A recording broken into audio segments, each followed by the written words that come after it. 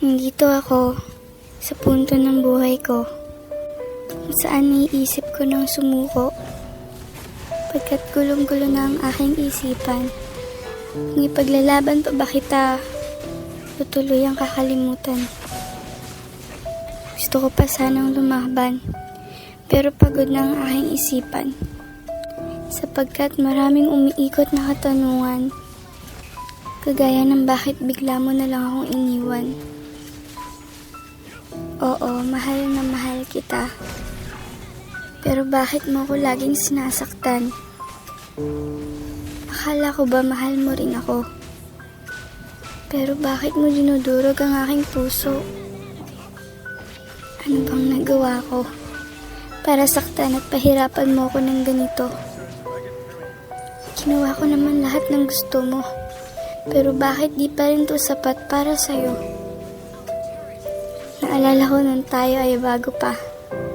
Bawat segundo mo akong pinapatawa. Pero nawala ng parang bula. Mga ngiti sa labi ko bigla na lang nawala. Bigla ka na lang nawala. Sabi ng puso ko laban pa. Sabi naman ng isip ko tama na.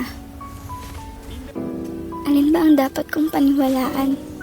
Bakit di magkatugma ang sinasabi ng puso ko at isipan? Gusto kong maghanap ng dahilan para ipaglaban ka dahil sabi ng puso ko mahal pa rin kita. Gusto ko sanang sumugal pa kahit ako'y luging-lugi na. Gusto ko pa sanang lumaban pero ikaw na pinaglalaban ko tuluyan na akong iniwan. Gusto ko pa sanang lumaban pero ikaw na minahal ko tuluyan na akong sinukuan.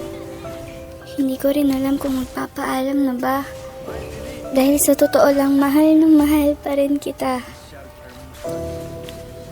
Hindi ko alam kung tama bang sumuko na rin ako kasi kahit ikaw mas pinili ng lumayo. Nandito ako sa punto ng buhay ko kung saan napapagitnaan ako ng mga sitwasyong nagpapahirap sa sarili ko.